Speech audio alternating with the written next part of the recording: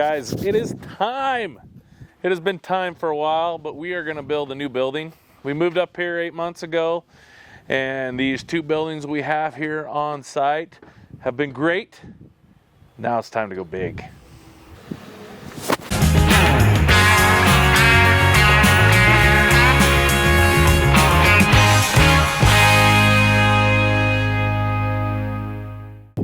Okay, we're putting in a shop, 80 by 100, big building. It's gonna keep us dry. As you can see right now, we're out in the elements, and this has been one of the worst winters that I keep hearing. In Davis County, down in Utah, people are dealing with the same stuff. So we're gonna put in a big shop. And right now what we're doing is we had to dig down 36 inches to get below the frost. And these are spot footings here.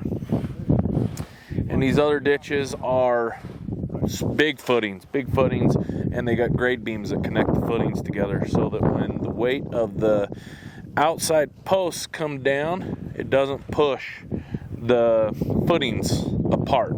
So my buddy over at Ironside Engineering, Dustin, helped me out get the footings all engineered on this building, and so it's going to turn out real good. We ordered the building through Rhino Steel. They're out of Texas.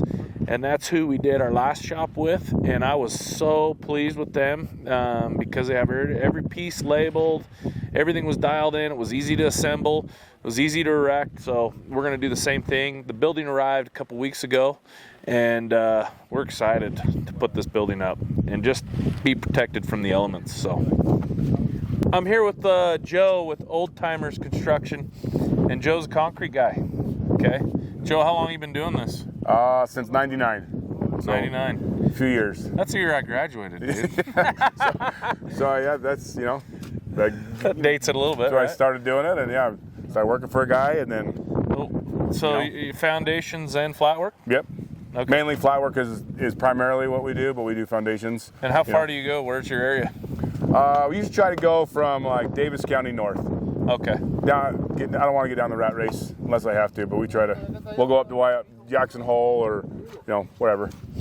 So one thing I've been real impressed with Joe is, one, it's the winter time and it's cold and there's a lot of snow out here and we're dealing with snow blankets.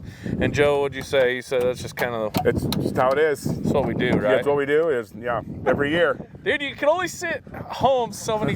I mean, I know you got stuff to do. Anymore, I'm going to go nuts. Yeah, the guys want to work, right, yeah, dude? They are, you know... So talk to us a little about these footings, man. This is probably typical with a steel building, but yeah.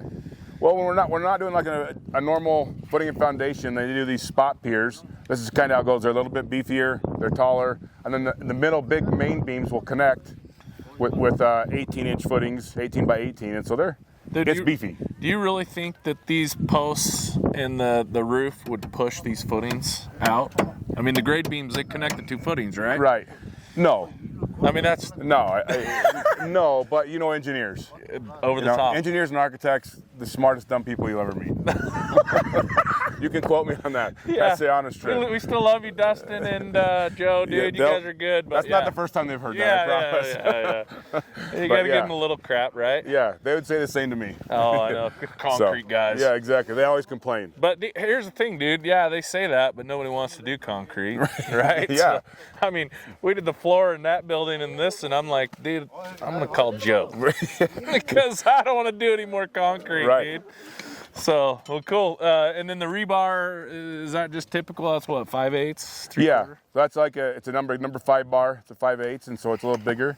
And just the beefy, so that's what they designed, being, like I say, being the free span, everything's a little bit beefier and bigger. So we'll get a pump truck. Yep. Burbage pump truck's gonna come up here and help us with this. You were saying, what slump do you port? Well, usually we'll port like a 3 or 4, so it doesn't bubble out the bottom of our footings and stays real stiff, and then we'll vibrate and sting it to get to consolidate it all down around so you have no air pockets or anything, so it's all really tight around that bar. Dude, and how do you explain slump, dude? Slump is, you put it in a canister, and when they pull that canister, it's how far it will drop from the top of the canister. So I think it's like 14 inches tall or something, and when you pull that canister off, it'll settle down maybe either 3 inches or 4 inches, and that's how you say what slump is. Okay. Which is weird, people like that, but that's normally flat work you pour like at a 5 or a 6. I got it. And then And but when you're doing stuff that's needed stiffer like this, you go like a 3 or 4. Yeah, because you want it real soupy when you're doing flat work. Yeah, to get it easier to in. move and work and stuff. Yep, for sure. And then what bag mix are you doing for footings? Just I know this, but yeah. It's like a 5-bag, so like a 3,500 psi strength. Okay. Is what we'll do for all the footings. Nice, man. So nice. Well, we're excited to. As long as it's buried and not exposed, you can go a little bit less strength on the bag. If it's exposed to weather, they up the strength of it with like a 6-bag is what we normally pour for outside stuff. Well, just as long as we have another big winter like this, dude, and the thing doesn't disappear into the ground, right? As long as we don't have to do another one in the middle of the next big winter, I'm okay. I know, dude. Hopefully the next winter's, you know, and I always say this, it's great that we have the snow in the mountains, but I'm ready for it to be done. I mean, it's March 1st.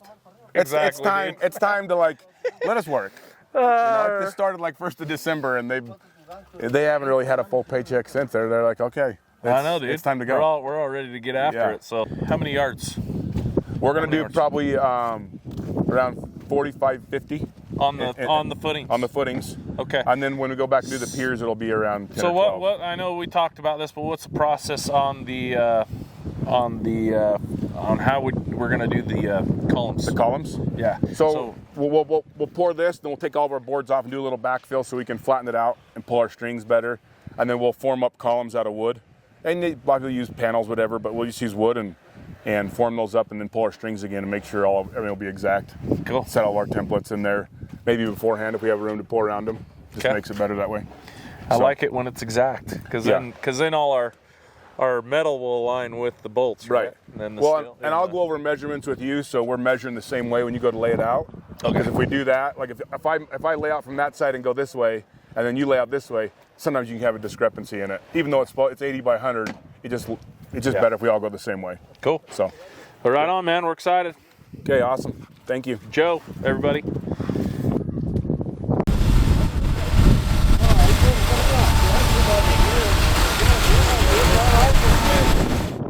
Richardson out here in Malad, Oneida County.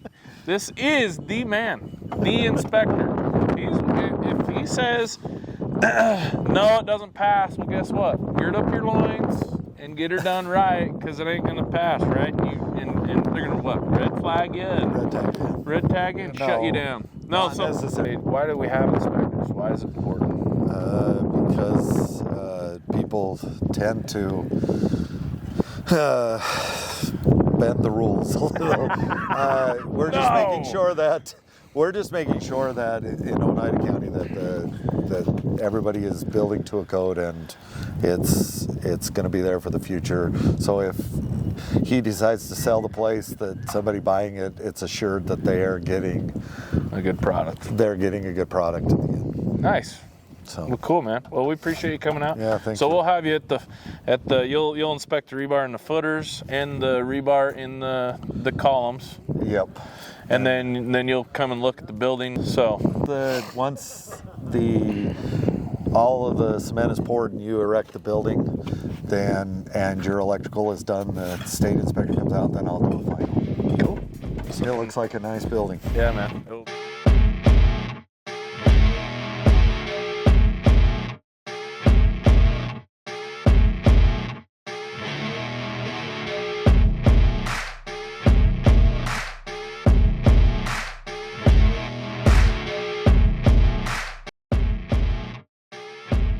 Big day, guys.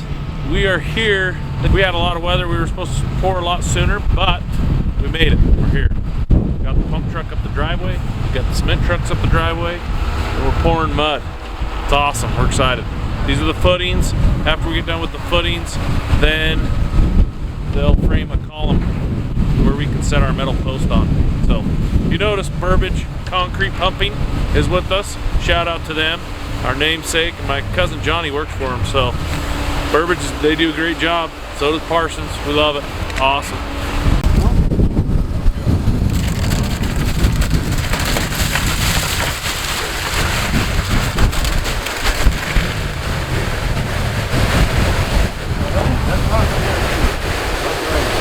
Okay.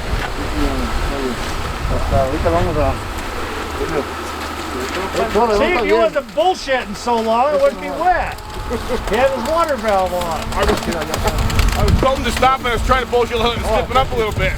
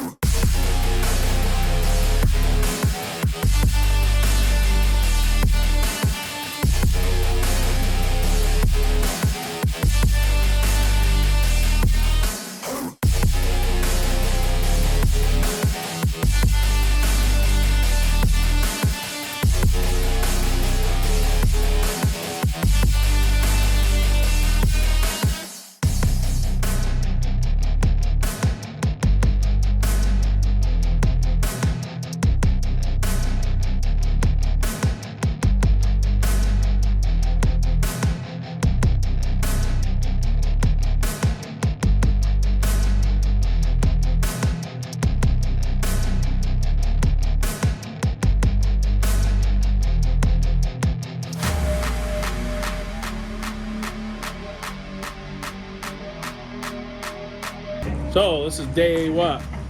I lost track. Anyway, doing today is we're backfilling the footings that I've showed you. They've been poured over last week, went over the weekend to dry before we put dirt on top of them. Now we're putting dirt on top of them, and the concrete guy Joe still got to come back and do the columns, as you can see there. But we couldn't get our exact string lines and measurements with all these dirt piles in the way. So he'll be back tomorrow to do that, and it's looking good.